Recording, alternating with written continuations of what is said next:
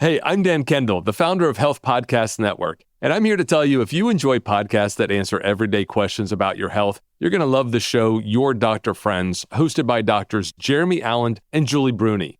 On Your Doctor Friends, they tackle the questions you've always wanted to ask, like, am I using sunscreen wrong? And how much protein do I really need to eat? Plus, they bring in their own network of their doctor friends, expert guests from around the world, so you get answers directly from trusted resources.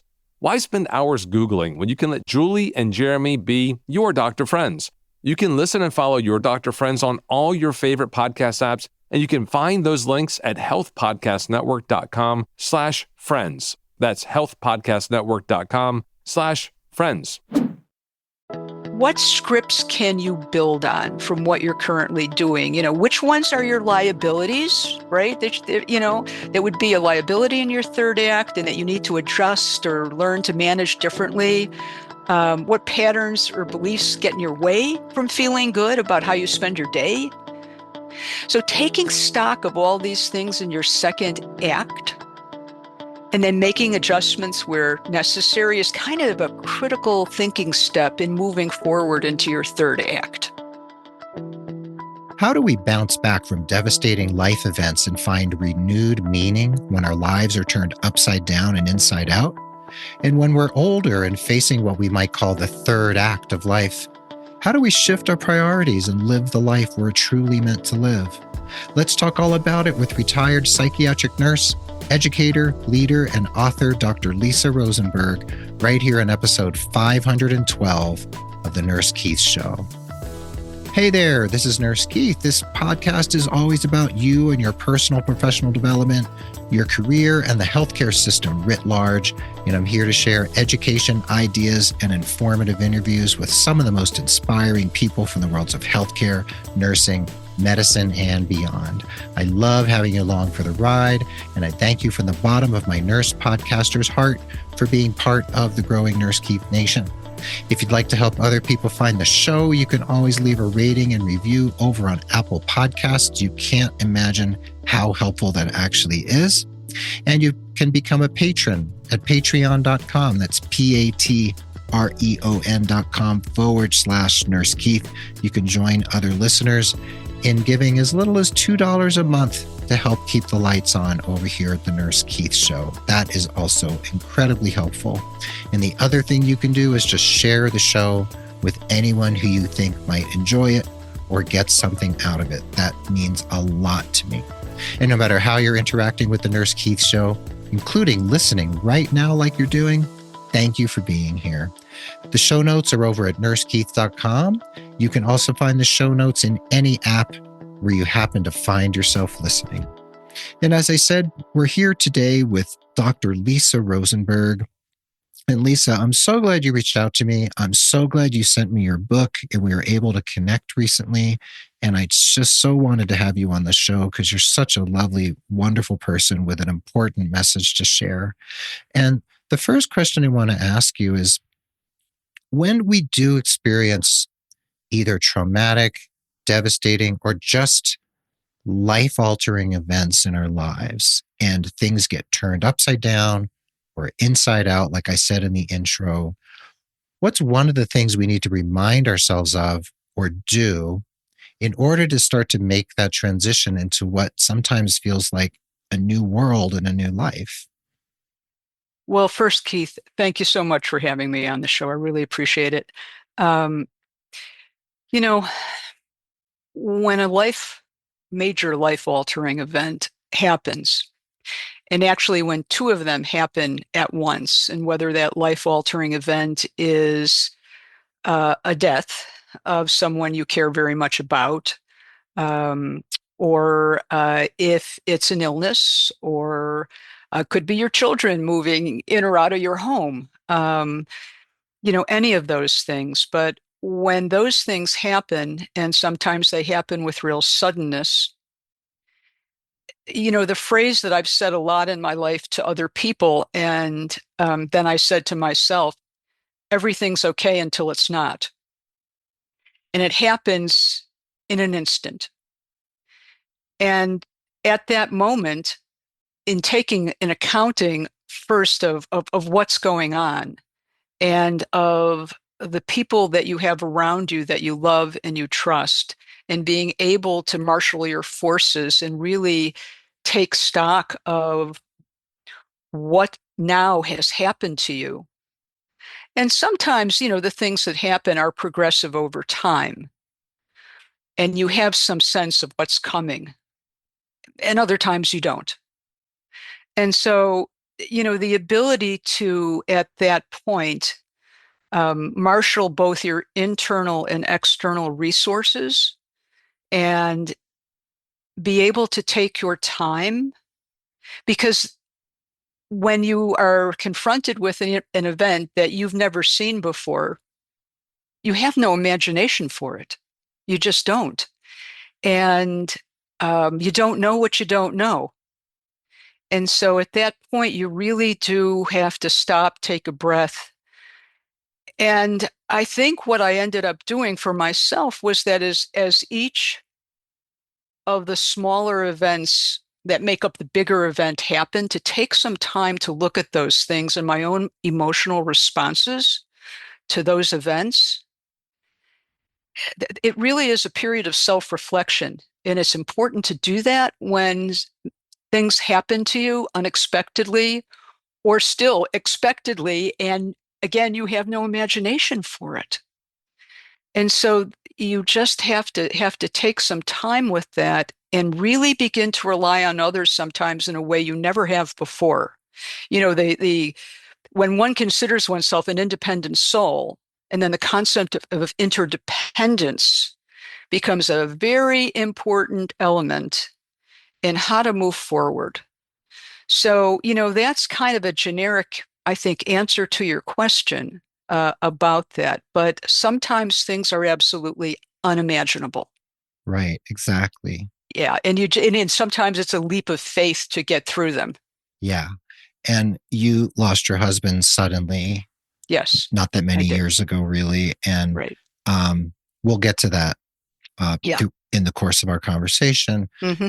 And you're a nurse of many Yes. years. I'm a nurse of Hmm. many years. And most of the listeners are as well, right? Hmm. And we walk people through many different events in their lives: illness, death, catastrophe, trauma. I mean, depending what type of nursing you do, psychiatric, Hmm. whatever it happens to be, if you're an addictions nurse or whatever you're doing, Hmm. you're walking people through some pretty extenuating life experiences. However, sometimes I think we don't think about what we need to do for ourselves. Mm. And sometimes, as nurses, some of us have a harder time asking for help than others. So when things happen, we have to, like you're saying, marshal your forces, whether they're internal Hmm. forces or external, and you need to find your way Hmm. and out of the miasma of where you found yourself when some event occurs. So, as a caring person and as a caregiver, as a nurse and educator, you know, what do you feel is important to take from what you've done for everybody else? Mm. All the advice you've given everybody else and all the people you've walked through trauma. Hmm. How do you then make sure you do for yourself what you've always told others to do? What's the message you need to give yourself? Well, that is the conundrum, isn't it? Mm-hmm. That certainly is. We see people at their best and their worst in every way in any part of nursing. And I am a psychiatric nurse by background. And so there is a part of me that learned very early on about, the objectifying, and of being able to help without letting it completely burn me out. And also, I have to say, a part of that, a part of who I am, and a part of how I actually deal with some of that is humor. And I do talk about that in the book because it's such an important element of my personality and who I am, of my relationships. It's my worldview. And it's been an extraordinarily important coping mechanism for me in terms of using humor. But another, and God knows, I hope I'm funny today. So, but another important part, of course, about the giving part is that it is reparative to oneself. You know, when any nurse, even after a tough day, has done the simplest thing for a patient, like, you know, get them another blanket or replace the melting ice cream on their tray or whatever that might be.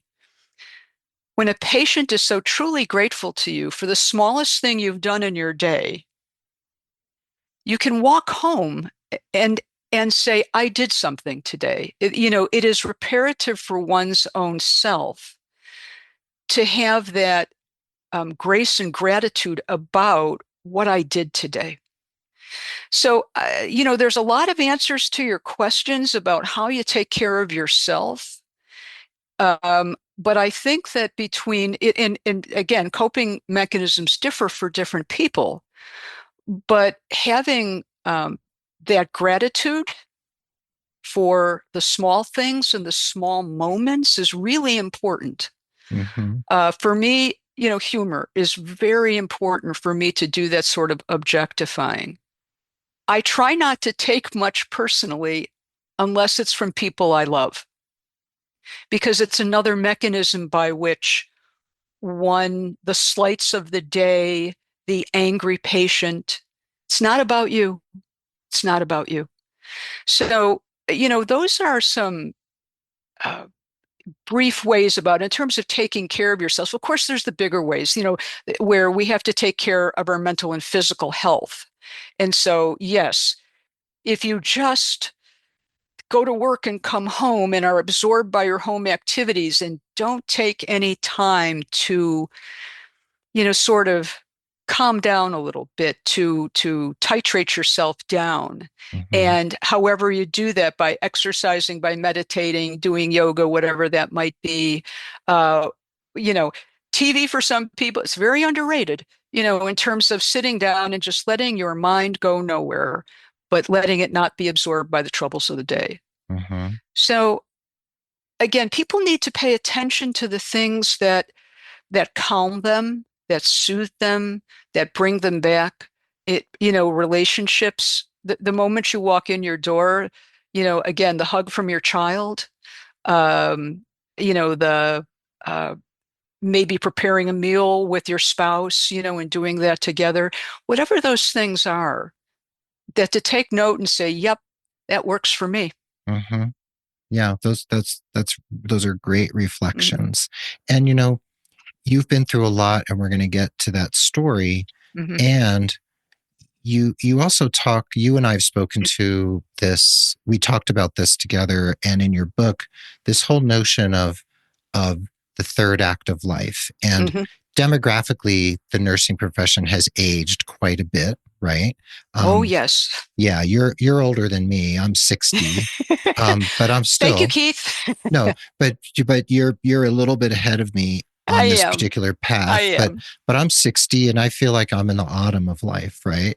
So, you know, and I'm heading in that direction. I feel it. Like I can feel it in my body. I can feel it in many ways. So whether you're older or younger doesn't really matter, but especially as you get older, things happen. Like you might lose a spouse, you lose your parents, who knows what happens to you, right?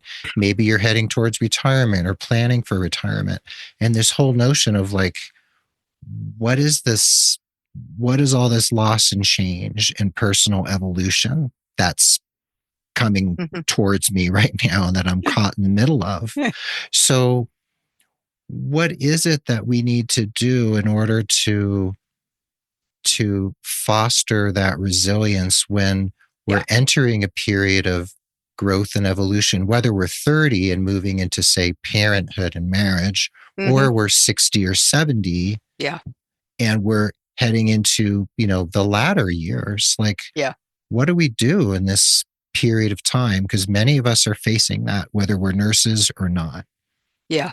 So Let me talk a little numbers first, and Mm-hmm. that'll put some perspective on that. And that the median age of RNs, here's the good news, has decreased from Mm-hmm. 52 years in 2020 to 46 in 2022. Here's the bad news. That's associated with the loss of over 200,000 experienced RNs to the workforce. Right. So we have this aging workforce with a significant portion of nurses who are 65 years or older. All right. And then more than 20% of all nurses, they reported that they plan to retire from nursing over the next 5 years. This is a big number. Yes. Um, the age distribution, good news is large percentage of RNs are between 30 and 34. Yeah, but the other one is 65 years or older. So for many, our work, our second act defines us. It's our source of pride and it gives us purpose. It gives us a sense of community. And it's a very compelling reason of why we get up every morning.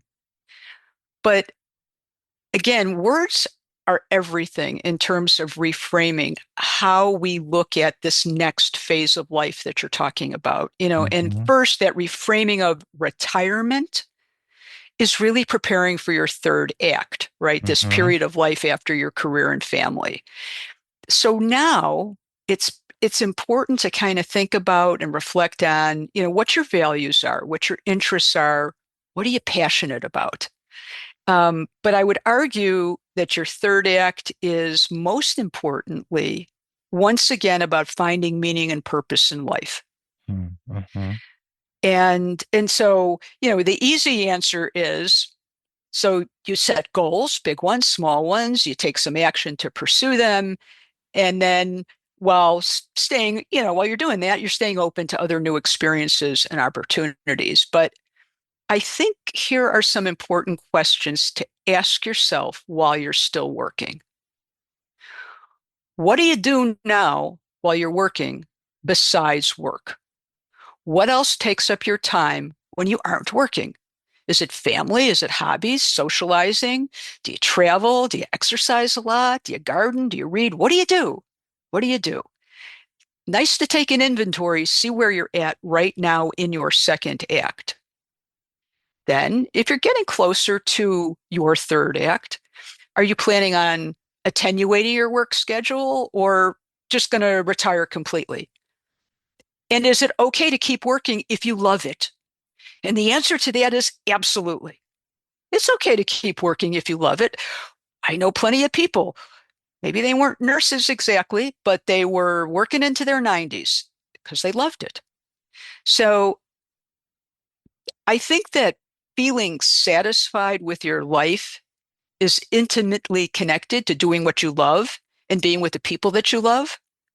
Um, Another really good thing to think about is, do you have any plan or idea for what that third act might look like?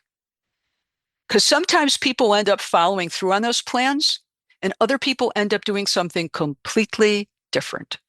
I have friends who decided that they were going to see every national park in the United States. And when they both retired, they did. And they saw every last one of them. Hmm. Other people, somebody who was a high-powered attorney, they were going to do pro bono work afterwards. Didn't do a stitch of that. They ended up learning how to play the piano.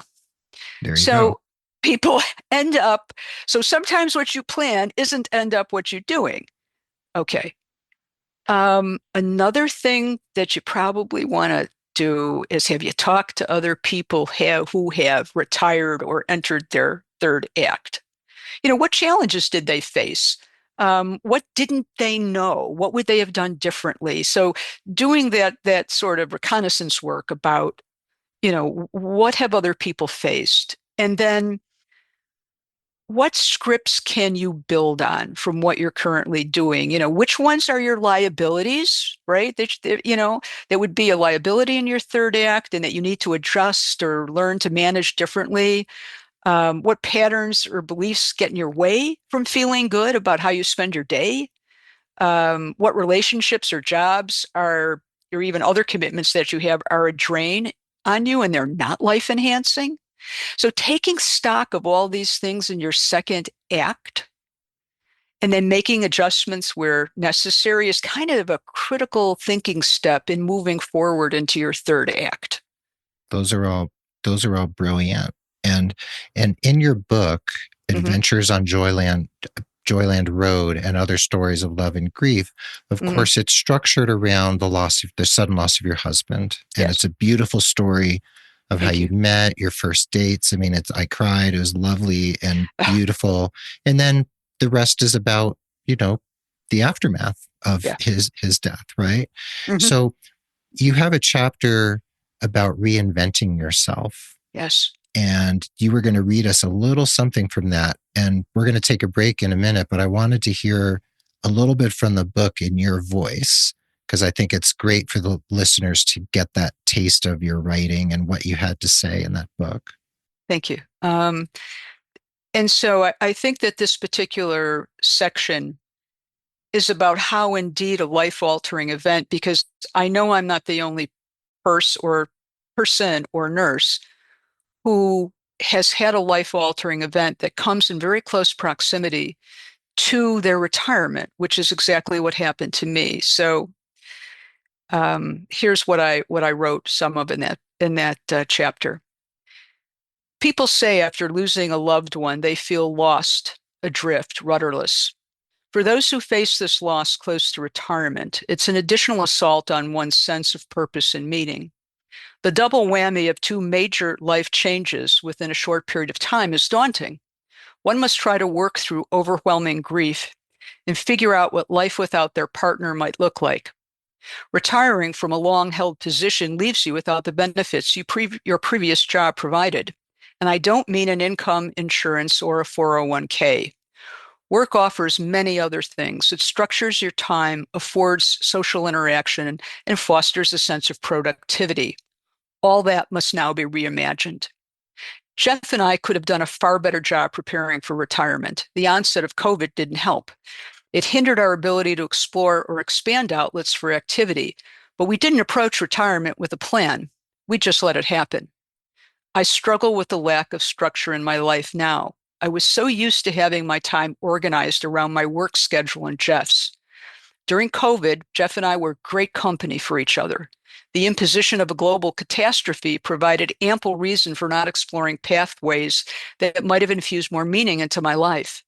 The restrictions of COVID did have a silver lining. I got to spend an extraordinary amount of time with the person I loved most in this world before he so precipitously left. I wouldn't have changed that for anything. But I still struggle to this day to understand what my game plan is and where I'm headed. The term reinventing yourself sounds like a formidable task, and it is. I can't say I care much for the idea myself. How do I discover a new version of myself without my loving partner? It may require a different definition of fulfillment. I'm cautious and fairly risk-averse, so I'm not wildly casting about for new experiences. While I do give thought to the activities that fill my day, I'm also trying to remain open to what lies ahead. I sometimes get up a little too late in the morning and don't feel like I exercise regularly enough, but I try not to beat myself up over it. I'm doing the best I can to work my way through two life-altering changes.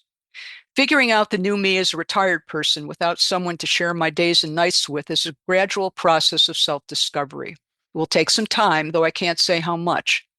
It's important to fully explore what has happened and acknowledge the effort required to figure out my third act. I don't have to rush to get there. That isn't how this works. How I feel and think about who I am and what I should accomplish will change as life continues and I have new experiences. To understand where I'm headed, I must do the reflective work as the journey unfolds. It will be okay if I take my time and be kind to myself along the way. Beautifully written. And I have to say the book is beautifully written. And thank you so much. It's really a lovely piece of literature. And I think it has so much to say about all of the above that we've been talking about since we just hopped on the microphone. And before we go on break, I just wanted to reflect on that whole notion of not knowing. Like there's this whole aspect of not knowing. And as nurses, we walk a lot of our patients through not knowing, right? Whether they have cancer, they have HIV, whatever they're going through, there's, or going into surgery and not knowing how the surgery is going to turn out, right? Or getting a test done. You don't know what the results of the test are going to be. So there's a lot of not knowing, and nursing has a lot to do with holding that not knowing what's going to happen. So do you find, or have you found that ability to walk in not knowing yourself has been, I don't know, empowered or informed by the fact that you're a psychiatric nurse who've walked people through many traumas and unknowns in their lives? Does that make sense? I mean, I think the only choice with patients or clients is to be present for those, because those moments of not knowing, it's when we know that we can make a plan, right? It's when we know that we can take control or think we have control. But when we don't know, we can't plan. We have no plan for mastery, as it were. And so that is the most, at least for me, I'll speak for myself, the most anxiety provoking of situations of not knowing or being powerless. Because I'm all about planning. I am a hammer looking for a nail. And so if I've got something in front of me and I know what it is, even if I've never done it before, I will figure it out. But if you don't know, you can't figure out anything. You can make plausible, there's plausible outcomes, possible solutions, but it is all more anxiety provoking by the nature of not knowing. So I think when we're with patients, our job is to be present and comfort in that situation, know what that situation is for the patient in terms of our empathy towards that, and then to listen and be fully present for that. And I think that's about as much as we can do, but it's that acknowledgement of the inherent powerlessness in not knowing. So that's sort of my vision for how that works, at least for me, and then what I can do for other people. And then how you can turn that and do that for yourself. So that's an important turn we have to take sometimes. And when we come back from the break, we're going to have you read another segment from your book. And I want to talk a little bit about your career and dig a little bit more into all these notions that we've been exploring. So hang in there with us. We'll be right back with the second half of the episode with Dr. Lisa Rosenberg, right here in episode 512 of The Nurse Keith Show.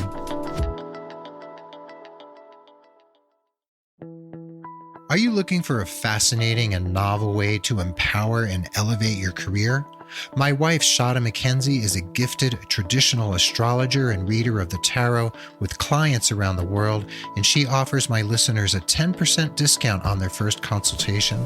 Shada's approach to astrology emphasizes the integration of both modern and traditional techniques as they've been practiced for over 2,000 years, and she brings her sensitivity, life experience, and wisdom to every consult.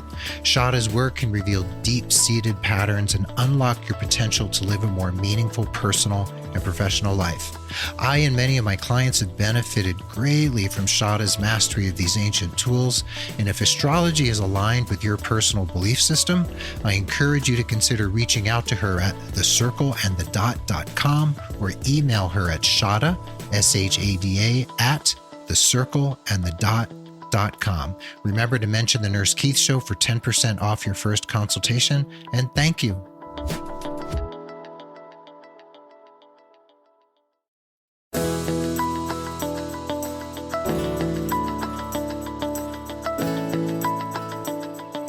And welcome back to the second half of the episode. We're here again with friend of the pod and my new friend and colleague, Dr. Lisa Rosenberg.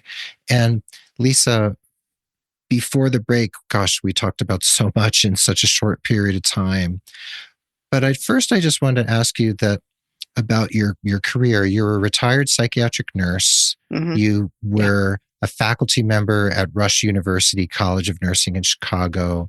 You were associate dean emeritus. I Hmm. mean, you've kind of been around the block. So, have did you spend your entire career in psychiatric nursing? Was that really your focus for your entire working career? For my entire working career, yes, I have been a psychiatric nurse. I was one of those lucky people who back in 1976, when I graduated with my bachelor's degree from University of Illinois, Mm-hmm. the government was very interested in nurses um, getting master's degrees because there were very few at the time. And in psychiatry, particularly, they were interested because during the 70s, there was sort of this mass deinstitutionalization with large psychiatric hospitals, and people were being released into the community with no community resources. Very true.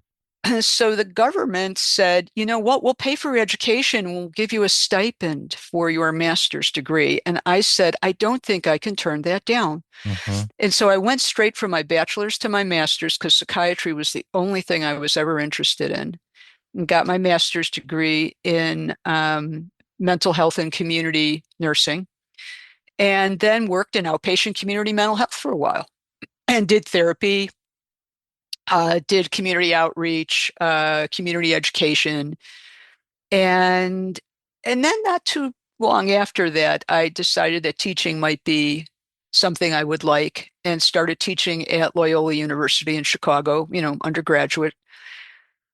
And then it didn't take me too long to figure out that maybe I should go on and get my PhD. There weren't a lot of doctoral programs in nursing at the time, so I got my PhD in educational psychology.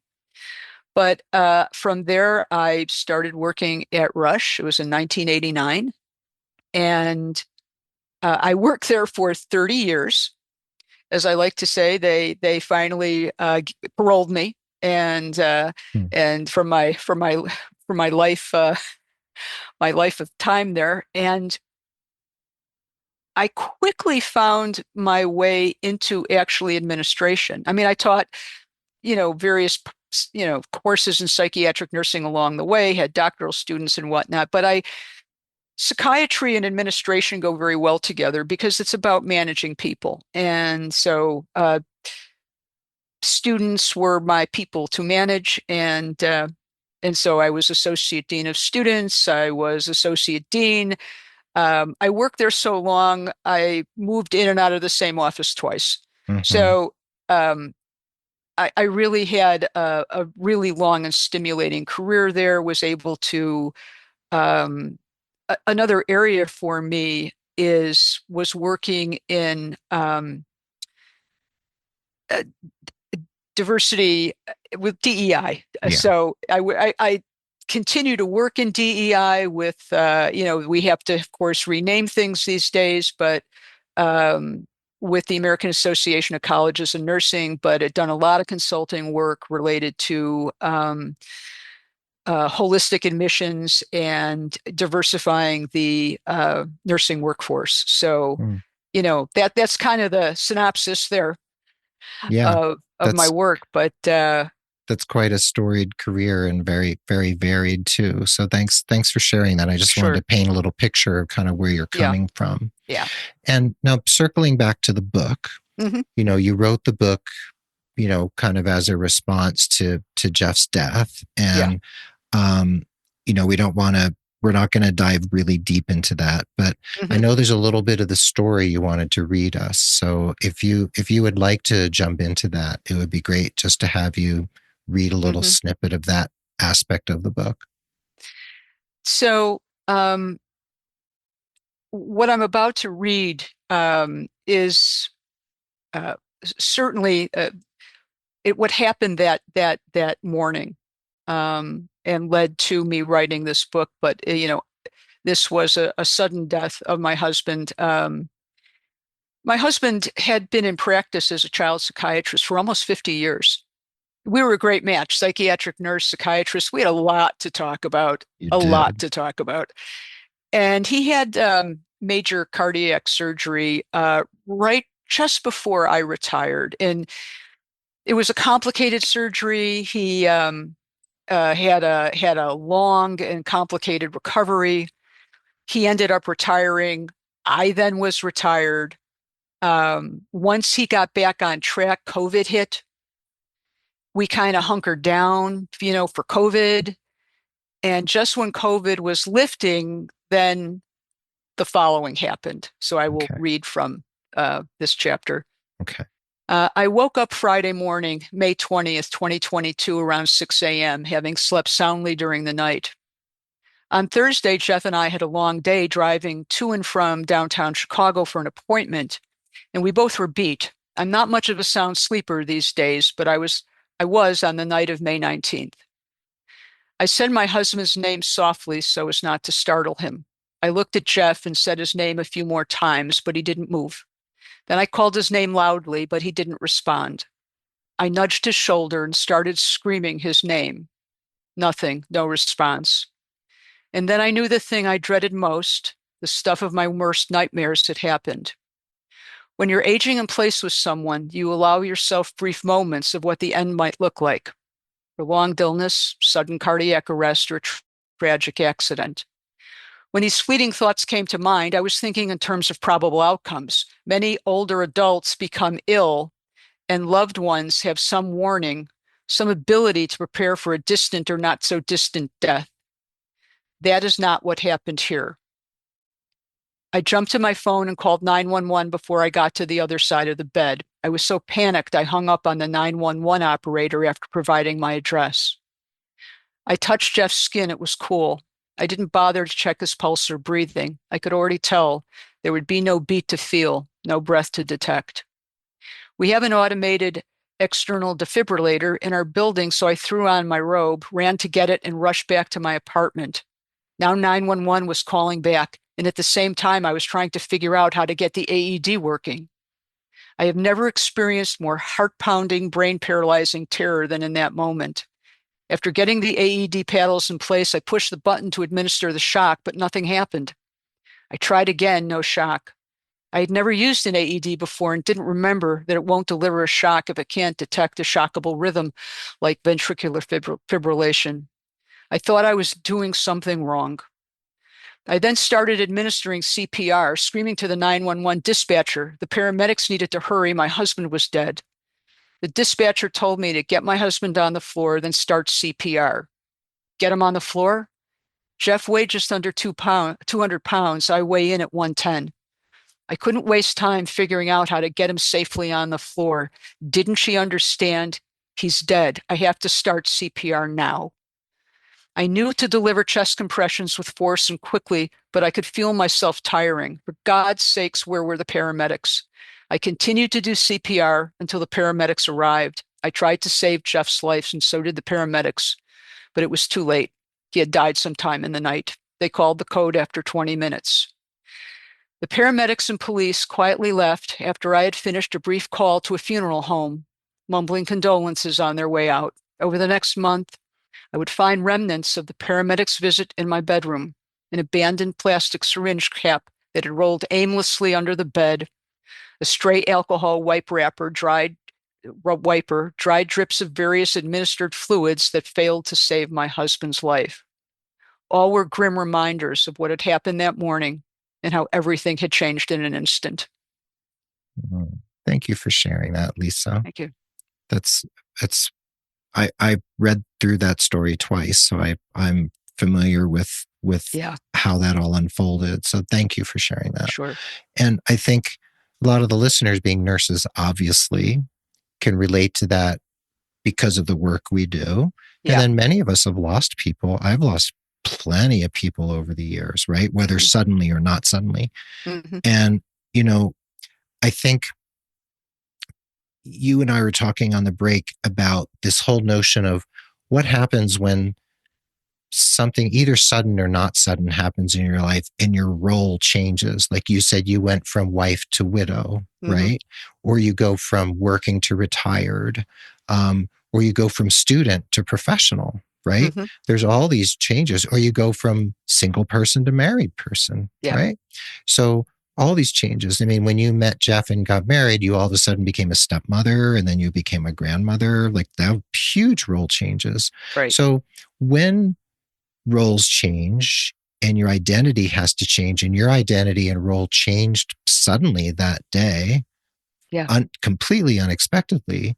Right. So where does the resilience come from to embrace that change? Where do you get it?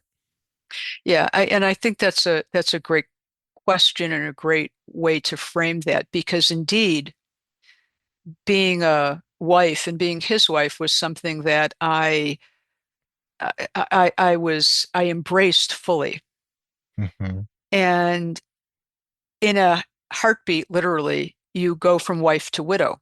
mm-hmm, And that change in role is jolting. And you get reminded of it in many ways. You fill out any form for whatever it might be, Social Security, whatever it is, and what's your marital status? And there you are checking a box of widow. And it was shocking the first time that had happened, because it's a check mark of reality. mm-hmm. There it is. You're being reminded right there. And so when you go from being associate dean to not associate dean, because you've Mm-hmm. now not doing that job anymore.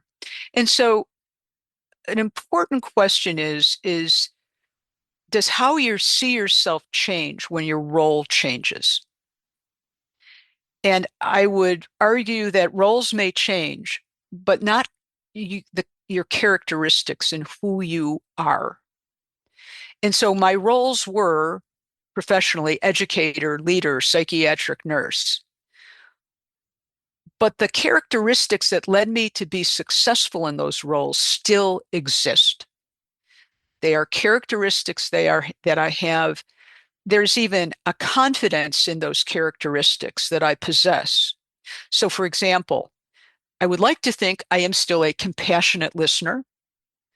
I still like to be involved with teams in accomplishing goals. I like to help people in general. I'm a nurse. I've You been a nurse are. my whole life. So, how do those characteristics then translate to new roles and new activities? And I think that's how people have to look at that, is about that there is a stability of those things, that not only that you may have as characteristics within you, uh, that are traits, but that there are skills you have developed and things you still own that are part of you, part of your ego. So, for example, I am the president of my condo board. I should have my head examined, but I am president of my condo board Mm-hmm.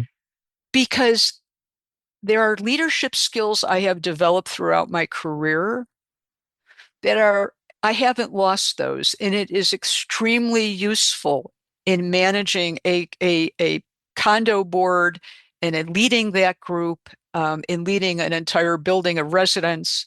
I'm chair of an education and workforce development council at Rush, because the work is good work. It's to enhance a health professions workforce in terms of diversity and mentorship and a number of things, and things I'm invested in, things that have meaning to me. Um, and that idea about nursing being, it's a caring profession, because otherwise, we wouldn't stick around and do it if we weren't caring, and we enjoyed caring for others, and that caring brings meaning and purpose to our lives. Right. And so that sense of wanting to help others does not stop when we retire from nursing. So it still needs an outlet. There's a lot of ways that people can do that, right? You can volunteer. You can, do extended grandparenting. You can caregive in your family. Um, you can develop new skill sets and hobbies where that can come out. So that expression of caring remains strong for many nurses, but the other important part of that is it still infuses meaning and purpose into our lives. And that theme of meaning and purpose in the third act is something that I said it in the first part of our conversation, and I will continue to say it because I think that the idea of leisure, that retirement is leisure. Hmm. Well, it's part of it. It's part of it. It can Yeah, be. It can yeah, be. Yeah. it can be. It's part of it. But meaning and purpose in life is one of the four basic existential themes about how we live. And so not having meaning and purpose definitely leaves people, I think, in a lesser state of how it is that they really enjoy their life. So, that is, so let me give you an example. It just then, I mean, how do I infuse caring into my life, right? Because I think it's important when you say, oh, caring, it's important. Well, I'm a much better friend and family member than I ever was before. Much better friend. I learned how to be a better friend for Mm-hmm. any number of reasons. But, when you're working a lot, sometimes your friendships suffer. I learned how to be a much better friend now. Um, I mean, life was rarely a transactional matter for me before, but I definitely take more time now to reach out, pick up the phone, see people, be the kind of friend that I would want to have. Um, I try to listen more, ask more questions, give less advice, let the other person talk while I'm trying to really grasp what it is they're saying. And again, just try to be fully present. And so doing that, making life is made up of the small moments. And so you can make the most of those small moments. And there's real joy in that. Mm. I think that, writing the book was part of I guess I could have written it for myself,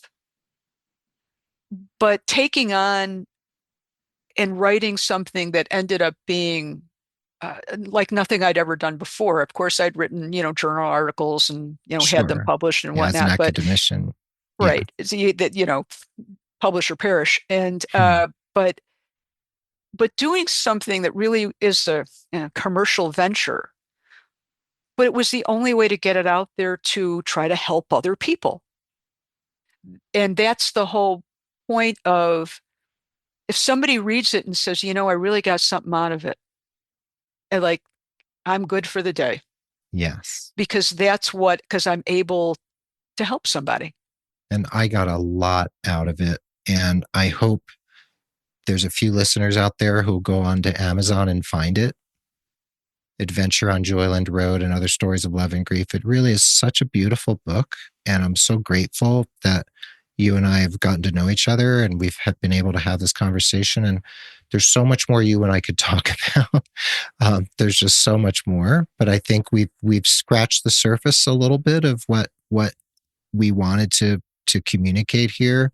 I think around this whole notion of the third act, this notion of how we recover when devastating events happen and we have to turn around and redefine ourselves and redefine our roles. And I think these are all really, really beautiful messages for the listeners. So I really appreciate you taking the time.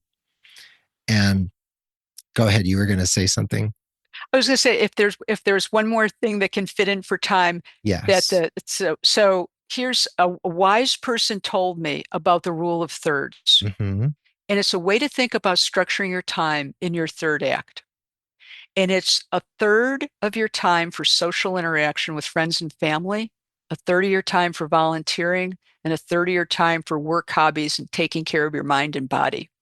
These aren't mutually exclusive categories, but it's kind of a guide for leading a more like balanced life.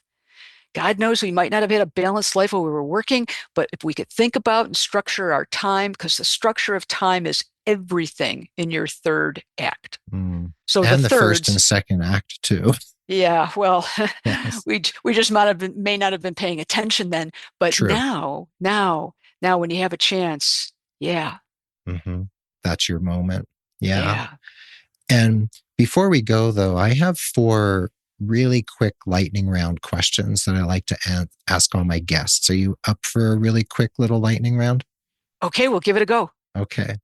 So the first question, and it's probably right up your alley, Mm. of everything there's to understand about human nature, what's something you'd really like to understand or get even more of a deeper grasp of? A deeper grasp. So it's would I like to get a deeper grasp of human nature?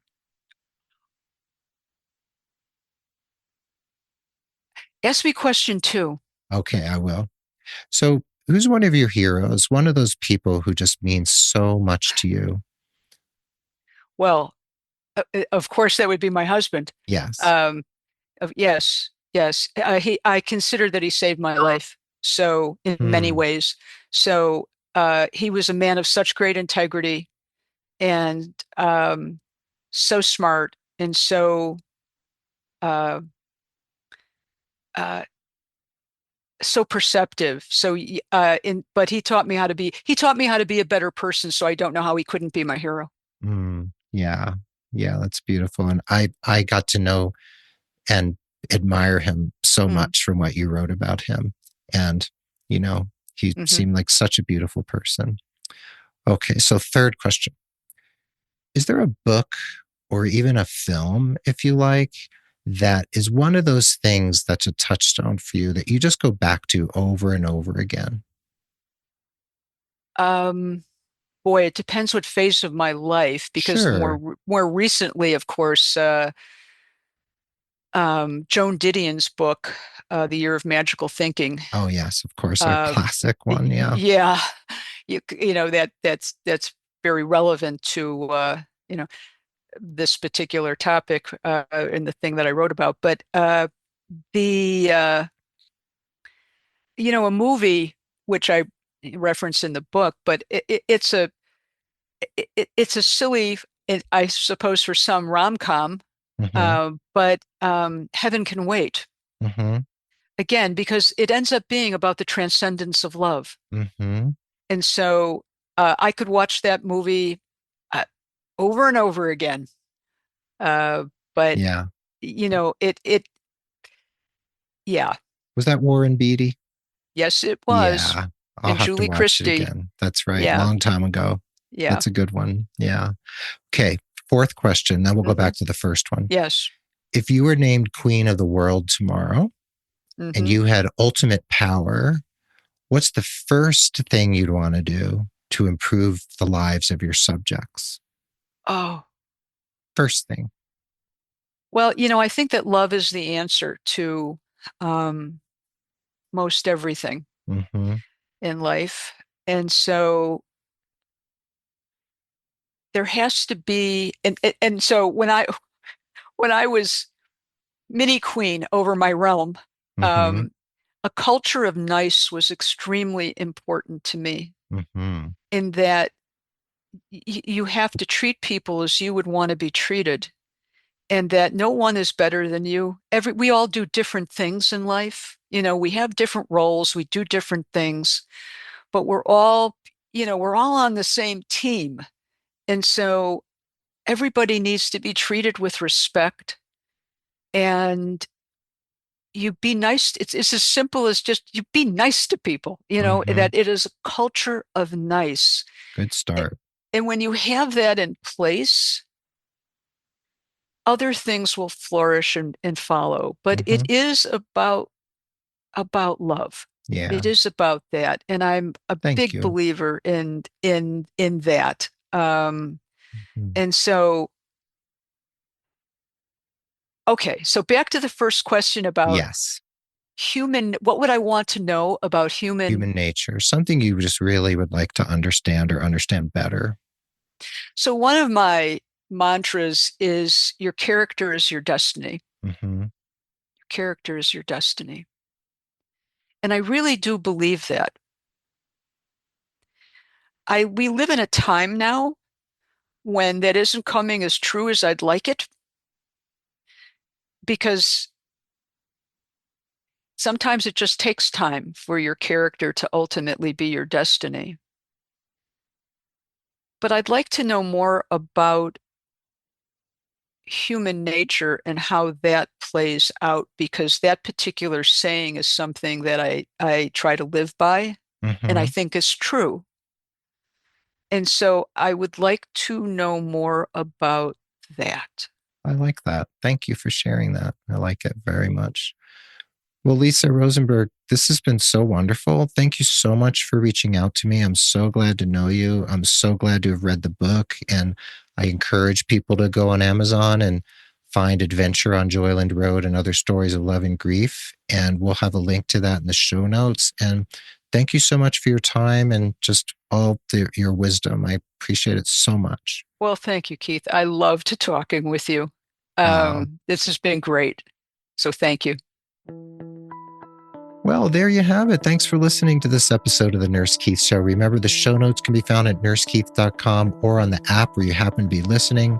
Look for the link to Adventure on Joyland Road and Other Stories of Love and Grief, published by Potter's Wheel Publishing House and available on Amazon. I hope you feel uplifted and empowered from this episode. Please, if you need personalized holistic career coaching to elevate your career, check out Nurse Keith Coaching and nursekeith.com. Mention the show. Get 10% off your first coaching package. We are proud members of the Health Podcast Network at healthpodcastnetwork.com, and we're jointly produced by the wonderful Rob Johnston of 520R Podcasting. And before we say goodbye, I'll leave you with this quote by Helen Keller: "The best and most beautiful things in the world cannot be seen or even touched. They must be felt with the heart." Be well. Dig deep, seek joy, keep in touch. This is Nurse Keith saying adios till next time from beautiful Santa Fe, New Mexico, and the wonderful Dr. Lisa Rosenberg saying arrivederci from Highland Park, Illinois. All right. Thanks to Lisa. Thanks to everyone for listening. And we'll catch you, of course, on the proverbial flip side.